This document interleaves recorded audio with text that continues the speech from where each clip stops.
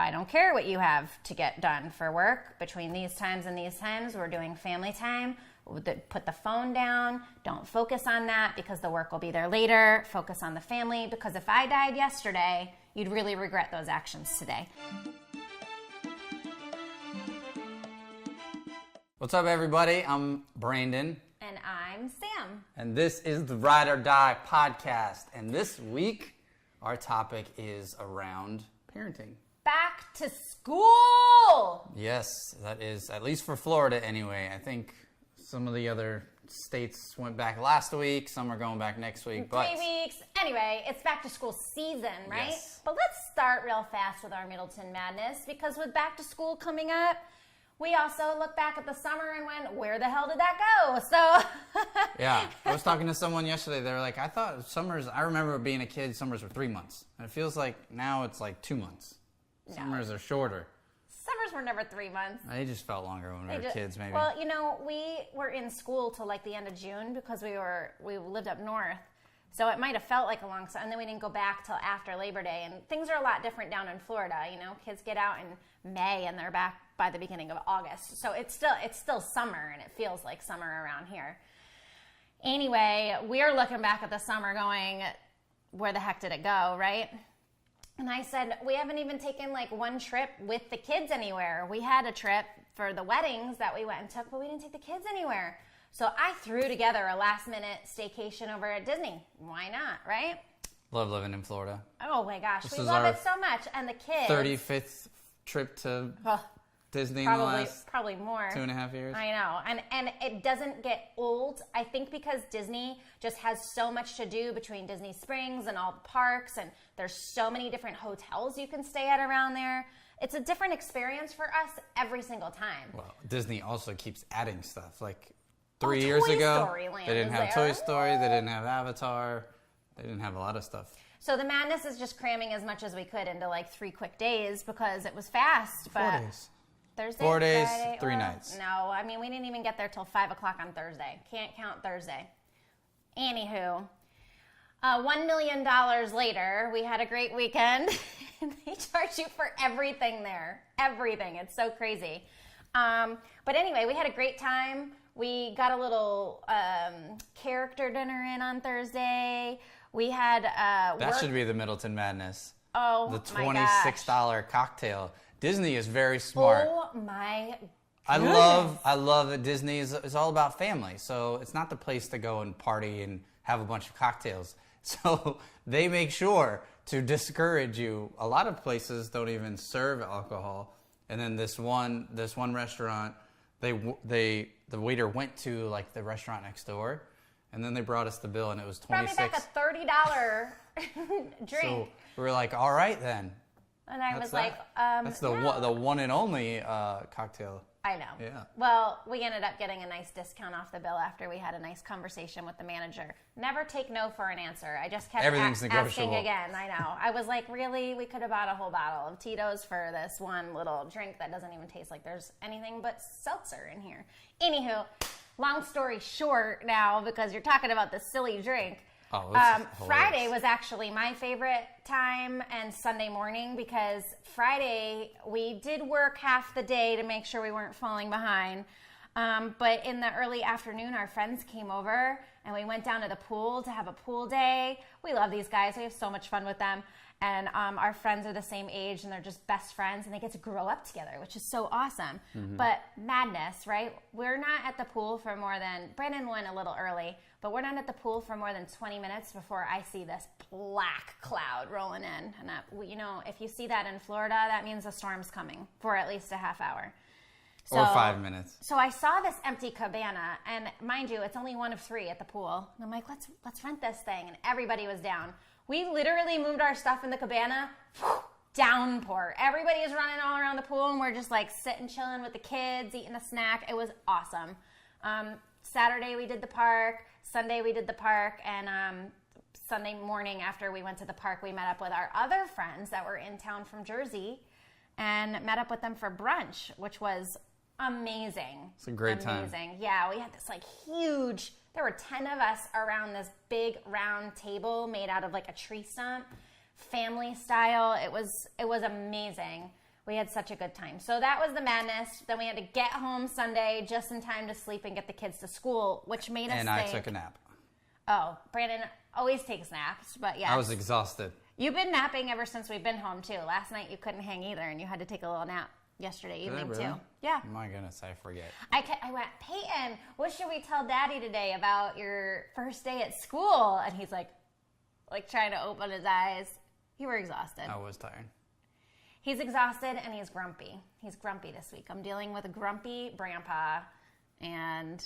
Let's get on with the show. We need to snap out of it, or that's going to be the Middleton Madness next week. I'm going to share all the dirt about when Brandon's in a bad mood, since nobody thinks he ever is angry.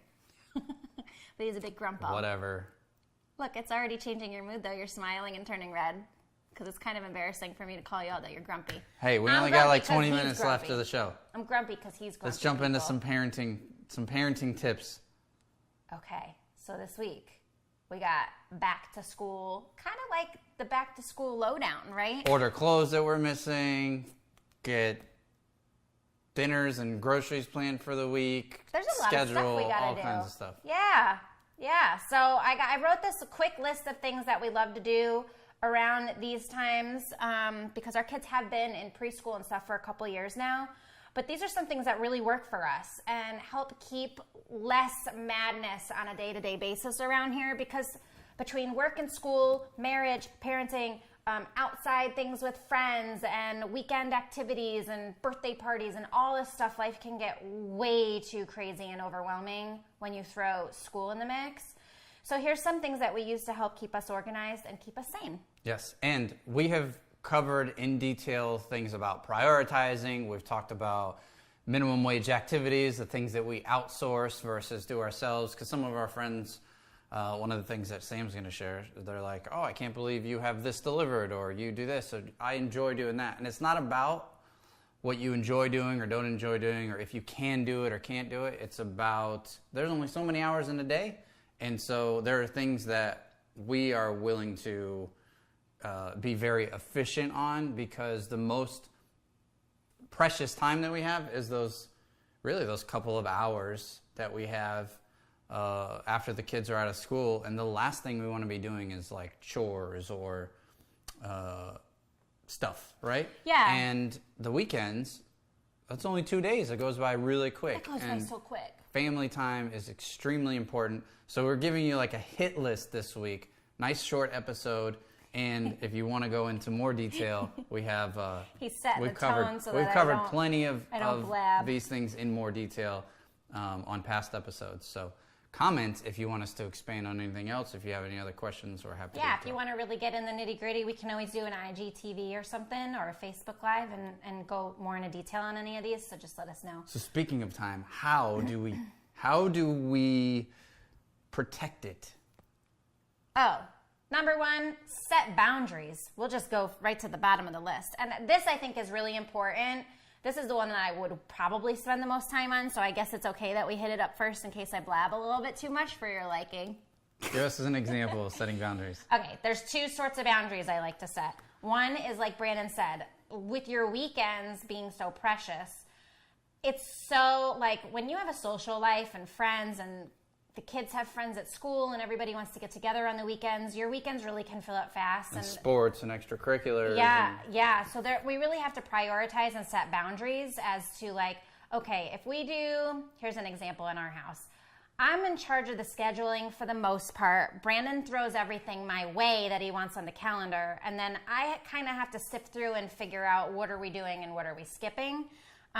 She's the family filter, because if it's up to me, I'm the money filter, so I'm just going to put anything money priority, business priority. First. I'm going to fill up the calendar. So by diverting to her first, I get a quick yes, no, move this, do that. And a really good example of this is throwing this staycation on last weekend.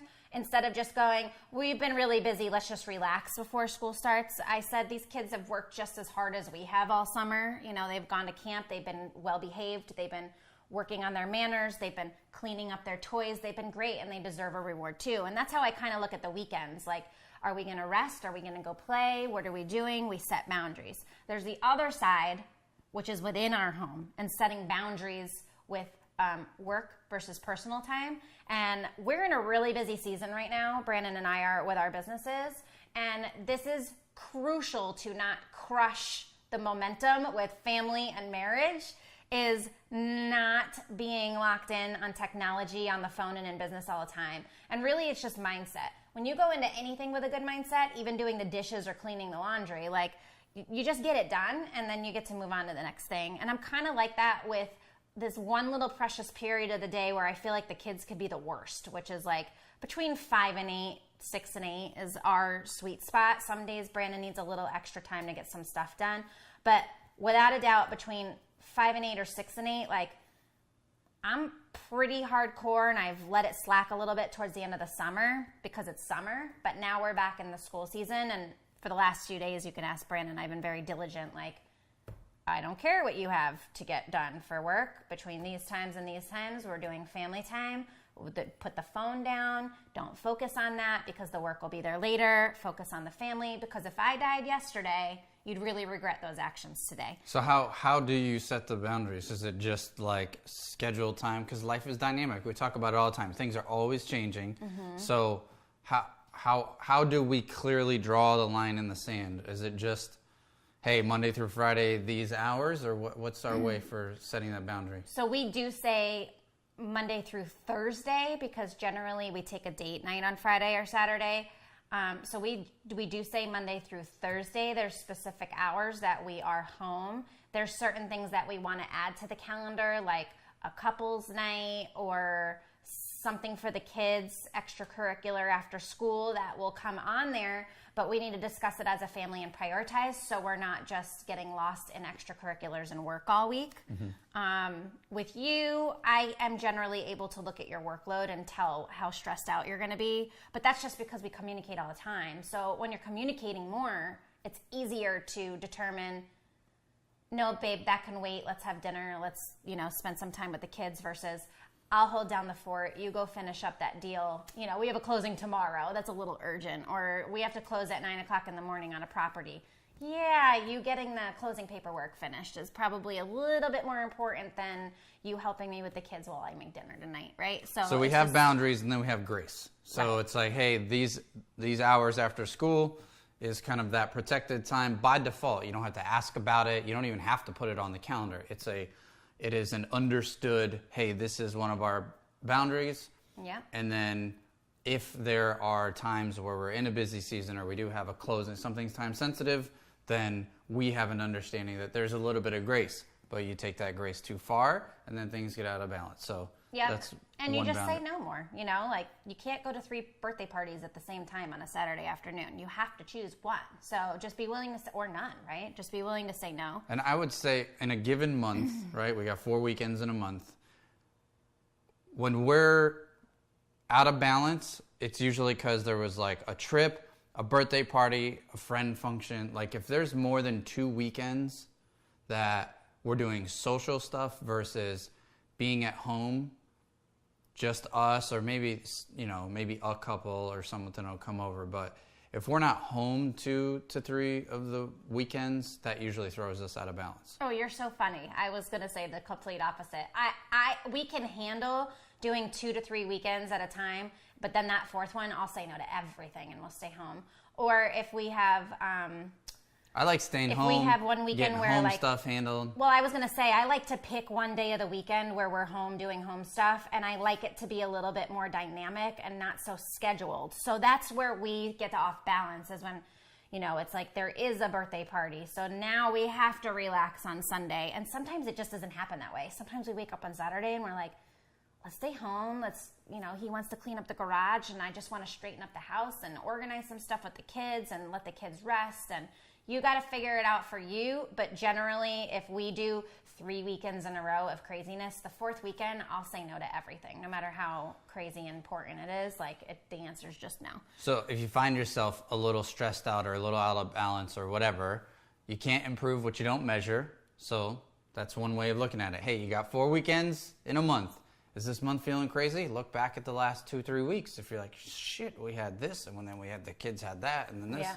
Then that's a good way of being like, all right, for the next 2 weekends, we need to make those deposits into home versus social outside of home. And even though I'm mostly in charge of calendaring stuff, we have a calendar right on our fridge that Brandon got that we're utilizing just this year. This is new because we usually have everything online. And online works really great for us. Business. But that's mostly our business calendar.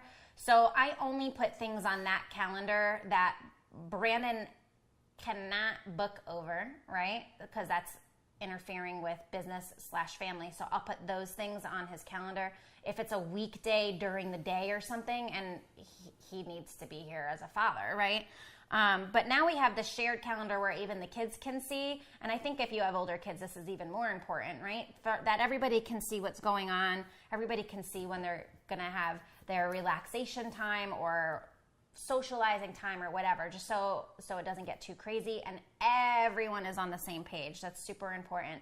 I'll put a link to the calendar on Amazon because I don't know about you, but stainless steel's popular in today's appliances, and I could not find a damn calendar that would go on the fridge because there's no better place for it, in my opinion, than right at the center of the house in the kitchen on the fridge. So I got one that's magnetic stripped, and I got it on the fridge. Puts a whole month and a whole section for notes. So look out for that link below. Yeah, and what we'll end up doing is there's some things that Brandon already knew that he had to put on the calendar, but I can already see in the notes section he's adding things that like I need to go take care of. I need to get on the calendar, and so he's putting them in the notes section so that when I go to sit down to put things on the calendar, I see what I need to go prioritize. Which is a great tip, there. guys, for your marriage, because if you and your wife are especially working separate, and then you come home and you only have those 2-3 hours before bedtime, and you're interrupting to be like, hey, did you take care of that? Did you pay that bill? Did you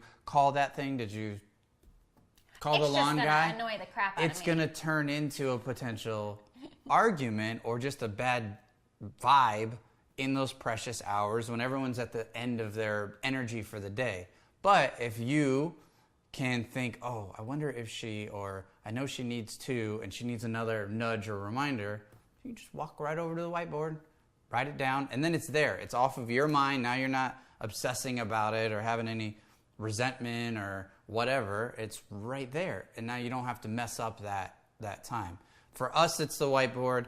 For you, it might be a text message, but then someone's going to check it. Maybe send an email, whatever you do, but the whiteboard's good for us. So Instacart Shipped is another one. If you wanna utilize this amazing resource, go to. So what is it? Talk about the problem.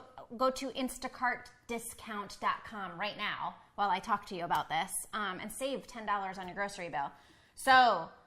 How much time people spend grocery shopping? Okay, so you probably grocery shop for the week, then you forget something in the middle of the week. I used to have the grocery shopping down to a T because I know the layout of the store really well, and I still do. If I need to go in there, I'm in and out real fast.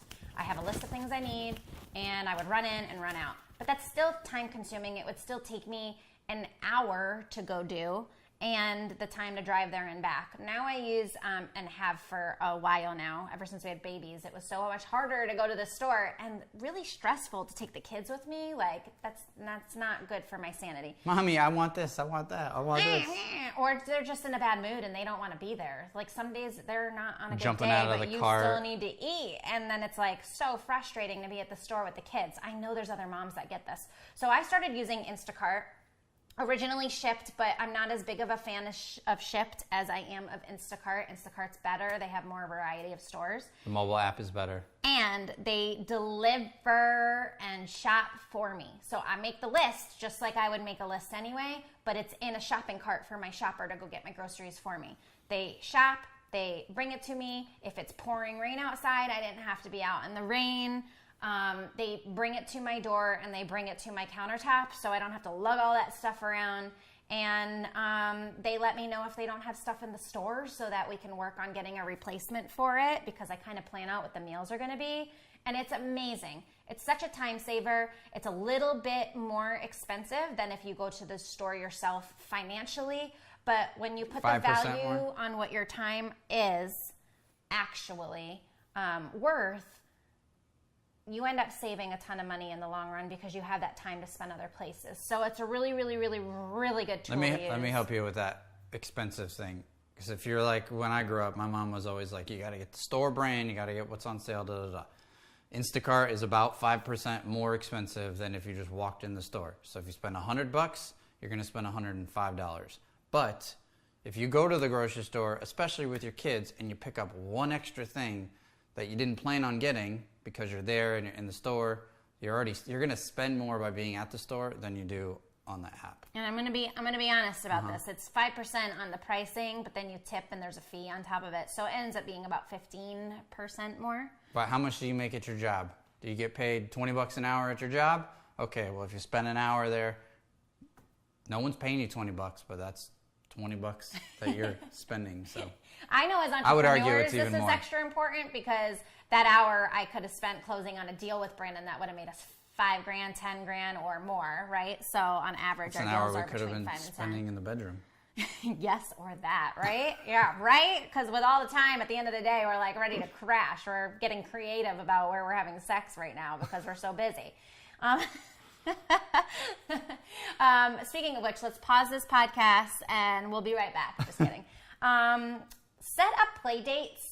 This is really hard for me, and it has been hard for me, and I've been doing it more and more because it almost seems like it's time consuming to do. But what I've realized is the value of getting the kids together. They get to grow up with their friends, and it's really amazing. I have some mom friends that I get along with really well that I love to connect with on mom and life and all that stuff. And then on top of it, now this year, my kids are in a school where aftercare is additional. It's an additional expense. And one of Max's best friends now goes to the same school too, where they both moved over there this year. They live 2 minutes up the road from us. So we were like, duh, why don't we just offer to take their child sometimes? And they reciprocated and said, yeah, we could do the same thing, duh. So not only does that save us some money, they also get together with their friends, and it's a win-win situation. If I already have 2, what's the challenge with throwing on 1 or 2 more kids at that point for a few hours? And it gives that mom, especially for Max, because he's always got the girls around. He doesn't have too many. I know. All of our friends, most of our friends have the ladies, daughters. But the ladies like to gang up on him when he's the only boy. So we're trying to mix it up a little more for him. I'm a big fan of doing chores and homework first. I think this has been a little bit of a struggle for the house of fun around here that likes to get up and play and watch iPad or do whatever. And I'm definitely the more stern one in the house. Brandon's been getting better with helping me with that now that we're getting back into school. I gotta balance you out. If you get too regimented or you get too serious, then you can tell on the days that the kids are really off and need that time. But generally I am and especially this week, this is the first week back. This is the important week to keep up with it. So first, second, third week, within the first month of going back to school, set the habits with your kids now. And then when they have an off day, let them have an off day. But if you let them have all these off days while you're trying to set this routine, it's just going to screw it all up, and then they're not going to listen to you. Kids, they need consistency. Yeah. So what we do is, one thing is I say when your kids are older, homework first. Our kids don't have as much homework right now. So I'm more like, we wake up, we eat breakfast, we brush our teeth, we get dressed, and then we clean up, and then we can play.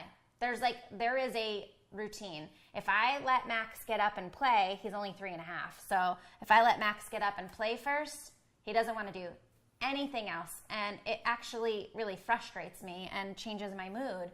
So why start the day like that? He gets a little whiny at first when he's like, well, I don't want this for breakfast, or I don't want to clean. And I'm like, okay, well then you're not going to be able to play. And boom, it's like night and day. He's just like, okay, mommy, and he starts doing everything. So it's a really, really powerful, especially when your spouse is on board too, and it helps. And we've been doing that so far this week, and it's kind of the same thing for us. I notice we are the leaders of the home. We have to set the tone with our children.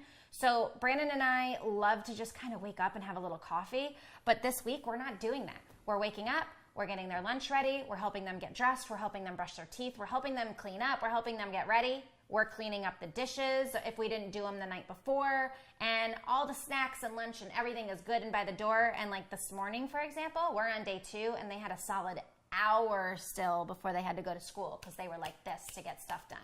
So do like the chores, homework, do all that stuff. Do the hard stuff first. Yeah, and then your kids. That's can a go lesson have for fun. life. Yeah, I know, right? It's a good lesson to instill in your children. And for those of you who think, hey, they're young, it's not that serious, they're going to have the rest of their life where they have to have routine and chores and this, that, and the other. I live by make it hard for them when they're young, it'll be easier for them when they're older. But if you make it easy for them when they're young, it's going to be harder when they're older. Yeah, and so the other thing, and this is the last one, is have a good routine, like a good routine period when they're around. And obviously that'll flex a little, but really like limit the screen time, make sure they're getting enough sleep.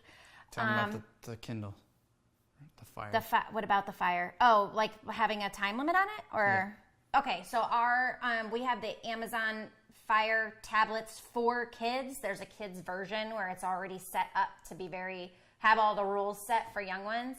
And you can actually set time limits on there. This has been a gem for Don't give them your old iPad. Oh, no. Where they want to be on YouTube Kids all the time? Unless you have an older kid, but even still, I'd say it's probably more important that you don't give them an older kid. When our kids are getting older, they will still be limited because I'll tell you, Peyton's really good at noticing when we're not paying attention and sneaking things already. And so I already can see what she's going to be like. And I don't want to be like, you have to do this or you have to do that and you can't see this and you can't see that. I like to give them that little bit of trust and build that trust with them that they can go do things and be independent. But at the same time, with the tablets, they are only 3 and 4. Well, Peyton's almost 5, but they're only 3 and 5. So they still need that guidance from us as parents, and having that little timer on there helps Max mostly. Peyton's really good at following directions. So when we say it's time for bed, 90% of the time she'll say okay.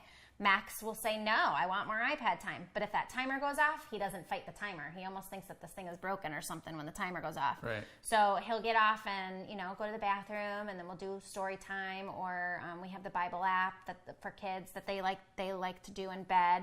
And that's like their screen time, right? We let them do the Jesus app, we call it.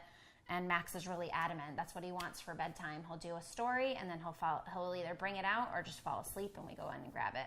But this little bedtime routine with the kids, get them home, they take a nap, they wake up, we hang out for a little bit, we have dinner, we do a bath or pool to get them cleaned up. Sometimes we skip a bath and do the pool for a quick cleanup, and then, we do the iPad time, and then we do cuddle time, because if they don't get their cuddle time, they do not sleep through the night. It's like really weird. They both need their connection time with their parents, and then they go to bed. And we literally do that every single weeknight. And when we don't do that, it throws everything off. We did it on the weekend, too. It's just maybe an hour later. Yeah, we do it on the weekends, too. We just stretch it a little, like, please wake up a little bit later, and then Max never does, but... So for you back-to-school parents out there, I hope that some of these tips are helpful for you, or if anything, just a reminder or validation of what you're already doing that's working. But if you have tips, if you have anything that's working really well for you, whether it's around routines, whether it's around saving time, your kids are a little bit older than ours, please comment below. We welcome any new ideas, any new tips that maybe we can even cover on a future episode. So yeah, I would mainly love some new easy recipes that I don't have to go research. So if you already have them and can just PM me them, that would be great. Like crockpot or oven? Crockpot would be amazing, because then I can just set it and forget it all day. But I just don't really have the time right now to do all the research, so we end up eating either really crappy all the time. Boring. Well, not really crappy, or really boring, right? Like the last night's dinner was horrible. Yeah, Brandon likes boring. I like variety. I need but I also can't eat all those heavy gravies and stuff, right? Because now I'm being all strict again. I'm already down almost 6 pounds when I stepped on the scale this week. So there we go. We're on our way. So I got to keep up with that and get rid of this. I have 3 asses right now, and I need to get rid of some of it. I like asses, so you can. Well, I don't actually literally have 3 asses, but if you look at the normal size of a butt, and then you look at my butt, I have the equivalent. Everyone of is shaking their head asses. And not agreeing with you right now. No, they're agreeing, and they're going, but I love that ass, but they're agreeing. They are agreeing. Yes, my girlfriends are telling me my butt is huge, but they love my butt. Anyway. Come back and see us next week. We're going to, let's see, comment what subject we should talk about next week, because we've done business and parenting and sex and marriage, and now we can really go any direction we want next week. So I'm going to narrow down. It's either sex or communication next week. Okay. You guys pick. I think I know the answer already. I want to do something a little different. What's the first thing that comes to your mind right now? What's like, you're speaking to our ride or die audience, the people that have that attitude. I want you to give them some of that attitude as we close. Give them something. Give them attitude? Give them a statement. Give them a quote. Give them you want like a ride or command. Yeah, something. A command. Look, here's what comes to my mind first. This is something a little relevant in the house this week with all this stuff getting back into routine, that things can be really stressful at certain moments of the day when you're just trying to get everything done in such a short amount of time. Chill out. You guys are on the same team, right? We say that all the time. We're on the same team. I'm never afraid to go tell Brandon, look, I know you're in a funky mood, but don't bring that stank ass around me. I need love. I need my husband. And I actually just did that this morning because he was still kind of in a funk this morning. And I said, I need you. I need my husband. And he just said, okay. And I have a feeling that it's going to be a much better day now. I don't know what was wrong. Did you not get enough sleep? What was the matter? Oh, yeah. I was up too late last night. Yeah, you up. Yeah, that is true. You were up. And at the same time, I have to have grace, right? I just was not afraid to ask him, what's wrong? Why are you in a funky mood? Instead of just being like, ugh, I don't want to be around you. Silent treatment. Oh, the silent treatment is the worst. But anyway, that's my ride or die moment this week, is to just like, we are on the same team. You are on the same team with your spouse. And if you're acting as if you're not on the same team, it's time to go refresh each other that you're on the same team and almost demand that from each other, because you guys deserve that. You deserve to be on the same team. You deserve to be working as a unit. You deserve your kids to see what a good marriage is about. Nothing is worse than when we are, either one of us is in a bad mood, and I can see that Peyton's feeling it, and I will immediately be like, like, we can be in a funk later together if we really need to work this out, but we're not doing it in front of the kids, because it's like the worst thing ever. So go connect with your spouse this week, even if things are really good. Go talk about what is working so that maybe next week somebody's in a bad mood and you can avoid that situation next week because you've already discussed what is actually working right now. Right? Awesome. There we go. All right, guys. Good enough? Yes. Excellent. Perfect. Nice job. Thank you. 10 points. All right. 2 things. Number 1, do what we talk about in the show. Please put it into practice. No matter how much information we give you, if you don't use it and apply it, it won't really sink in. It'll just be another bit of knowledge. So try it. Use what works, what doesn't work. Like we said, take what you want, what you don't want, don't take. I will challenge you to just try some of the things that we're talking about, put them into practice, and the things that work for you, keep them, and the things that don't, stop doing them.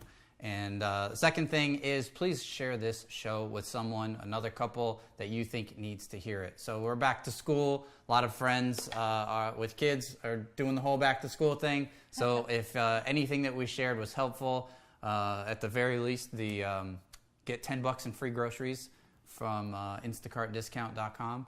And we'll see you next week for another episode of the Ride or Die podcast. Later.